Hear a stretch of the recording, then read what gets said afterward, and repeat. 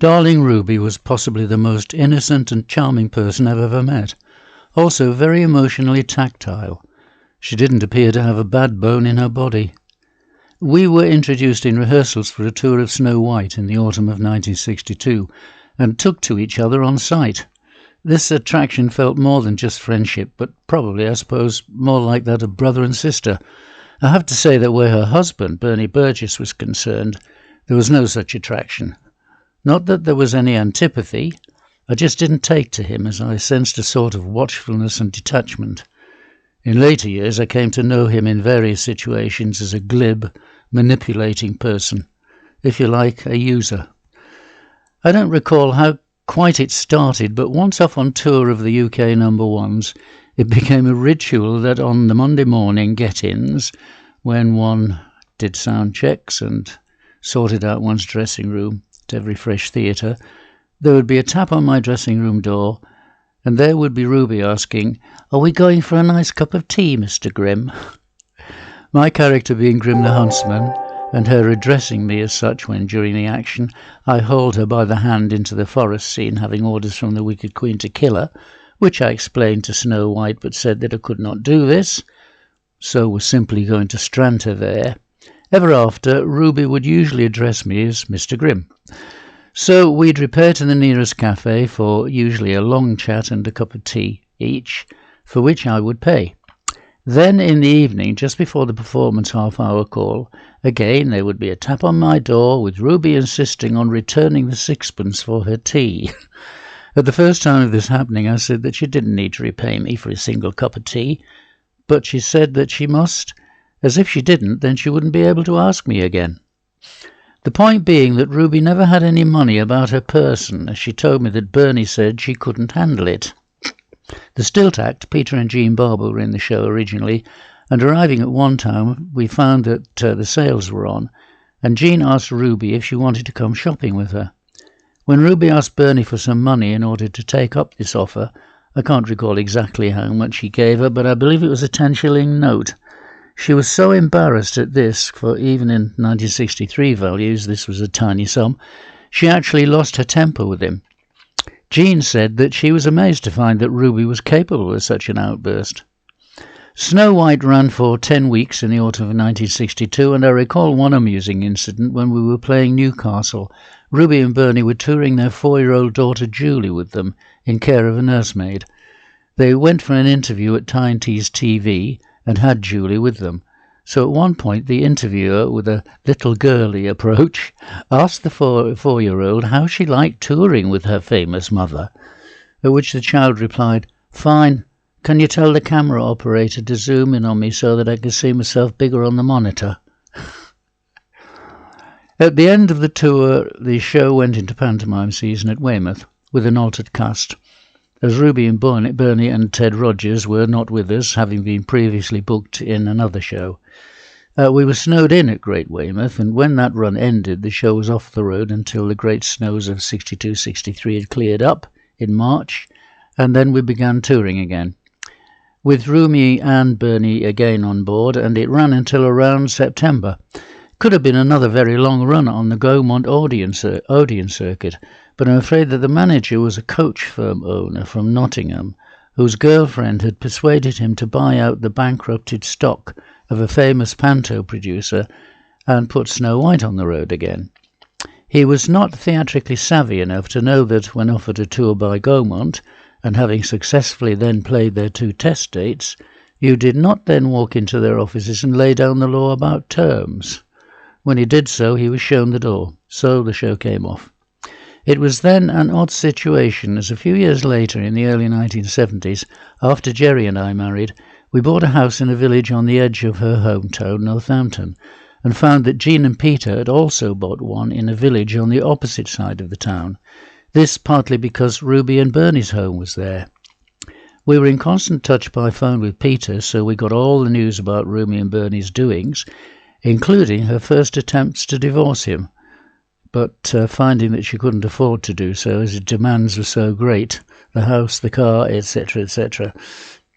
I would naturally have loved to get in touch with Ruby, but I didn't do so as I didn't want to get involved with Bernie, I wasn't sure how his controlling interest would react, and I could write much more about that. So in the following years I only caught up with her on a couple of one-night gigs, when she was always delighted to see me.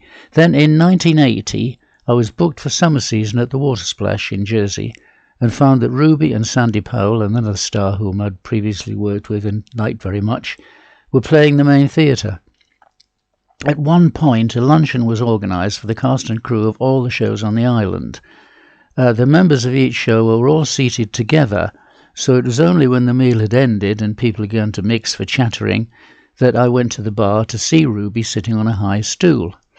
When I said, "Hello, Ruby, it's Mr. Grimm," she slammed down her glass and shrieked, "Oh, Lou!" and forgetting that her high heels were hooked onto the rim of the stool, went to fling her arms around me. This resulted in her and the stool coming forwards like a felled tree, my catching her, and then landing flat on my back on the floor with she and the stool on top of me.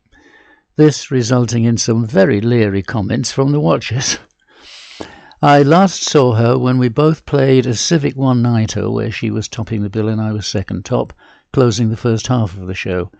During the interval, as there was no finale walk down in such shows, I could packed up and gone home. But with all the talk about her drinking problem, I wanted to see how she was working now. So I got the makeup off, out of costume, packed my instruments into the van, and then returned to stand at the back of the auditorium in order to see Ruby Spot, which I enjoyed. I then waited in the corridor outside her dressing room until she emerged, eventually dressed beautifully, looking absolutely wonderful, and obviously stone cold sober. She was very surprised to see me and asked why I was still there. When I said that I'd wanted to see her act and was so pleased that she was working so well, she flung her arms around me and, hugging me tightly, said, "Oh, Lou, you can't know how much I needed to hear something like that. It means so much to me, especially from you, as we go back such a long way." Well, the tragedy of this was that a short time later, when chatting on the phone to the Jolson impersonator Steve King, I mentioned this encounter, and he said, "Oh, obviously you haven't heard then." When I asked, "Heard what?" he said, "Well, Ruby was booked at the City Varieties last week, but she didn't make it on stage on the second night. They found her in the pub next door, drunk." What really prompted me to write this memory was finding recently 2 videos about her on YouTube. She was interviewed in one of them, and I was very pleased to find that in a later age she'd managed to kick the booze. She was teetotal and looking very good, bright and cheery. Having been long divorced from Bernie, she had remarried and was living in Torquay. This was rather ironic, as I'm afraid the effects of the alcoholism had caught up with her, and she had died at the age of 61 in 1996. Had she lived longer, we'd have once again been living close by, as 9 years later Jerry and I moved to a village just a few miles away. Still, I was very pleased to find that in the period before she died she had managed to give up the alcohol, and she appeared to have had some peace and pleasure in her later retirement years. Also, I have to note that when a friend loaned me a copy of Bernie Burgess's book, Ruby, My Precious Gem, I was not at all happy with much of the contents. I was told that her son was offended by it and that he intended suing the author, his father, but sadly he died before setting that in motion. Although the weakness for alcohol may well have been there from, as Burgess stated, her family history, I have to wonder how much that marriage may have contributed to her alcoholism, how she might well have been saved from it by having a genuinely caring husband. And an interesting point is also that when she was kept so short of ready cash, how exactly did she manage to obtain all this booze? Again, manipulation, control, comes to mind. His side of the story is recounted in the book. I felt may have been about as accurate as his remark concerning our stage duel, where he referred to me as a Welsh actor. Well, born in Bradford, raised in Northumberland, Durham and London, with Welsh, Irish, Scots and English forebears, and certainly no trace of a Welsh accent, he hardly needed to refer to me as Welsh. Interestingly, when looking at my name online, I came up with a massive Llewellyn Williams, including 3 black gentlemen and a female poet, so not exactly an uncommon name. Where this duel was concerned, the script contained a meeting in the woods for the Prince and Grim, with the dialogue itching for a fight. But as we both carried swords, when I suggested a duel, Bernie wouldn't have any part of it. However, with the change of cast during the pantomime run, the new Prince was a singer who'd been an Olympic athlete, and he remarked that this meeting called for a fight. When I said that I'd wanted to stage a duel, he asked if I could choreograph it, which I could. So, with the MD writing some fight music, we went ahead and staged it. That being the case, as it had gone very well, especially with the children, during the pantomime run, when we later went back on the road, as far as the management were concerned, it was a done deal, and Bernie had to give in and be taught the routine. In later years, Ruby several times brought up the fact that he was a bag of nerves during every performance when this scene approached, as he said to her, "Oh, you haven't seen his eyes. I swear one night he's going to stick me." Well, Bernie, it's called acting. In fact, there was one nerve-wracking moment at Nottingham Theatre Royal, as the swords we had were simply dress swords, it being standard practice to come off stage and bend the blade straight. I had arranged it so that in winning, the Prince swept my arm up stage in a wide circle, causing my sword to then fall to the floor. On this occasion, it came around up stage, but the blade broke loose from the hilt and flew through the air about 5 feet from the ground towards the backdrop. We knew that on the other side of this, on the other side of this material backdrop, was stacked the finale walk down rostrums, and the dancers used to sit on them while waiting for their next entrance. For a horrifying moment that felt like minutes, we watched the blade slowly falling so that it finally hit the ground about a foot in front of the backdrop and disappeared underneath it. It was a great relief to find that we didn't skewer any dancer.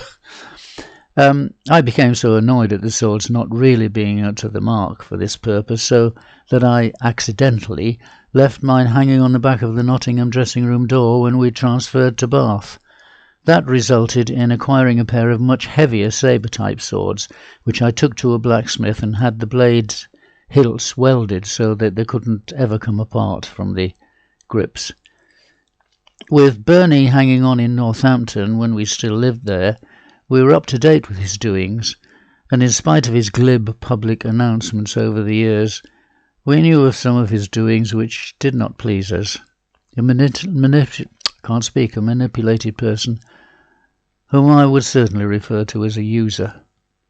Peter Barber had told us that Ruby had originally tried to divorce him, but he'd demanded the house, car, and Lord knows what else. I don't know what he got when she did finally manage to get rid of him. Having obviously made money out of Ruby, he had battened on to Ronnie and Belinda Collis, who started up the Chaplin Stage School in Northampton, and one could say that he took them for a ride. This was followed by the stories about a lady who specialised in knitting Argyle sweaters, plus another who escaped from him to Spain, where he followed her, and disgraced himself by apparently standing outside her window bawling declarations of love. As noted, I was told that Ruby and Bernie's son was intending to sue his father for what he'd written about her in the book, but died before he could do so. His father lived to be 95, whereas poor Ruby died at 61. An online Ruby Murray Society notes that they were all very pleased at all the help they got from him, obviously not knowing the real Bernie.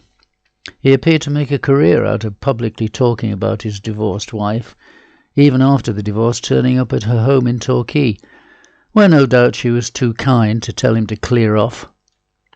I was recently very pleased to find a couple of videos about her on YouTube, which included interviews towards the end of her life, and one could see that she managed to give up the alcohol. Unfortunately, it had damaged her system so much that it was the cause of her eventual death. But in these interviews she appeared well enough, relaxed and content. However, Bernie, the user, had never released his hold. Other sources noted how he regularly lectured about her, and arrived in Torquay to call on her after she remarried and later retired. Finally, when she was buried in Torquay, he managed to be buried alongside her, so that she never really managed to escape him.